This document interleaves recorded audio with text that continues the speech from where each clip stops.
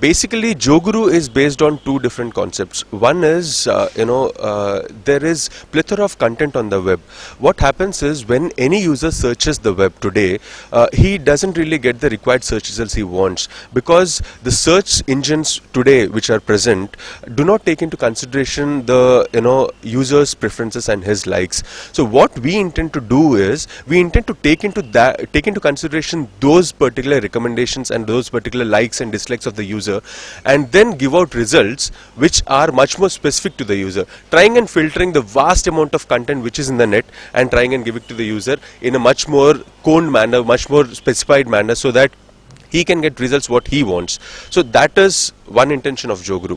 And regarding when we are going live and stuff like that, basically what's going to happen is right now we are in a beta phase wherein people can log on to JoGuru. They can actually put in their name and email address, given their details. An invitation would be sent to them. They can come out, log on to the site, check out the site and stuff like that. And in July, what we are going to do is we are going to go global, we are going to go live, and it would be open for all.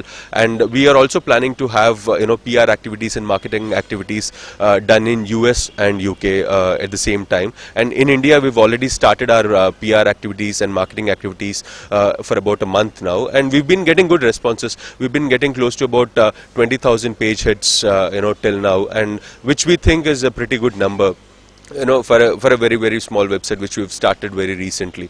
And going forward, we do have a lot of other expansion plans wherein we'll probably try and involve more and more users coming in, sharing in their content, sharing in their experiences, adding in more and more content into the city. So that is what we are actually trying to do.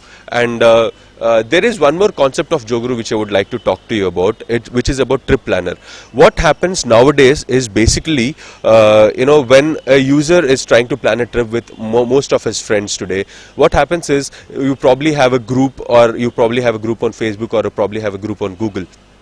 When that happens, when there are 10 different people trying to interact with 10 different people, what happens is there are so many suggestions which come out for different locations to go when they travel to that particular place.